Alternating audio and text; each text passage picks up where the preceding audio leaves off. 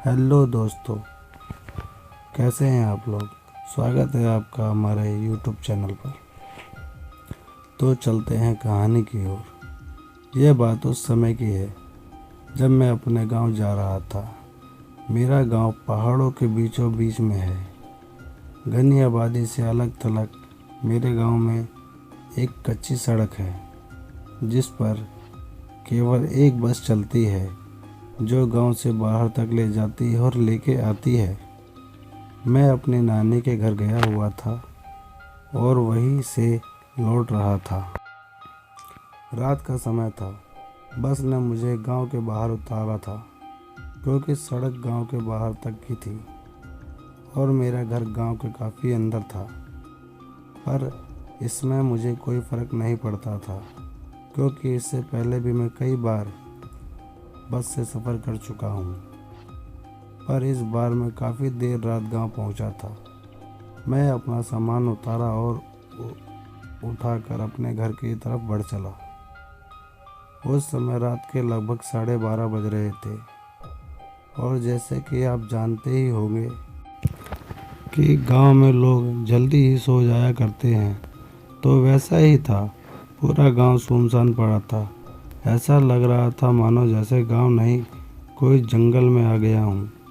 अब थोड़ा मुझे डर लगने लगा था। मैं बस भगवान से दुआ कर रहा था कि जल्दी से घर पहुँच जाऊँ। पर मेरा घर थोड़ा दूर था। लेकिन थोड़ी देर बाद मुझे मेरा दोस्त सोमनाथ मिला। उसने मुझे दूर से इशारा किया। मैं सोचा रहा था कि इतनी रात में ये यहाँ क्या कर रहा है, पर खैर छोड़ो। मैं तो बड़ा खुश था कि कम से कम कोई साथी तो मिला।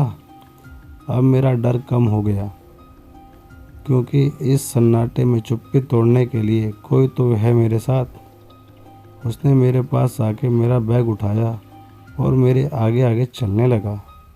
चलते हुए मैंने एक बात पर गौर किया कि ये इतना चुपचाप क्यों है। ये जब से मुझे मिला है तब से कुछ नहीं बोला क्योंकि मेरा दोस्त सोमनाथ तो बहुत ही बातूनी है और ये तो इतना शांत, बड़ी ही अजीब सी बात है।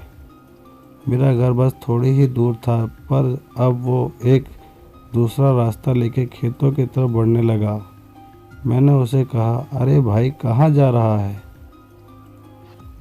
कब से देख रहा हूँ तू बड़े ही चुप हो और ये खेतों की तरफ कहाँ जा रहे हो? तुम्हारा दिमाग तो खराब नहीं है? उसने मेरा हाथ पकड़ा और ज़बरदस्ती मुझे खेतों की ओर ले जाने लगा। उसका हाथ बहुत ठंडा था। मुझे समझते हुए देर ना हुई कि ये मेरा दोस्त नहीं है। वो मुझे पास ही एक कुएं तक घसीटते हुए ले जा रहा था। मैं ज़ोर ज़ोर से चिल्लाने लगा। मेरी आवाज़ सुनकर गांव के बहुत से लोग जग गए और मेरी तरफ दौड़कर आने लगे। जब वो मेरे पास आए तब तक मैं बेहोश हो चुका था। सुबह जब मुझे होश आया तो मैं अपने घर पर था।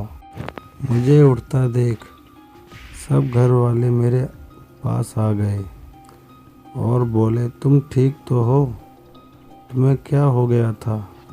तुम रात को बरगद के पेड़ से लिपटे हुए थे।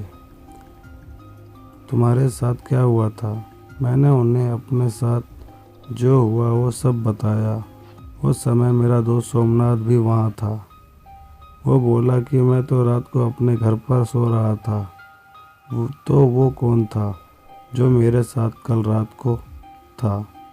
मैं ऐसा सोच रहा और सबकी तरफ देखने लगा। बस इतनी सी थी ये मेरी कहानी। रात के समय कभी भी किसी पर भी भरोसा कभी ना किया जाए। ये कहानी कैसी लगी प्लीज़ शेयर करें, सब्सक्राइब करें और लाइक करें।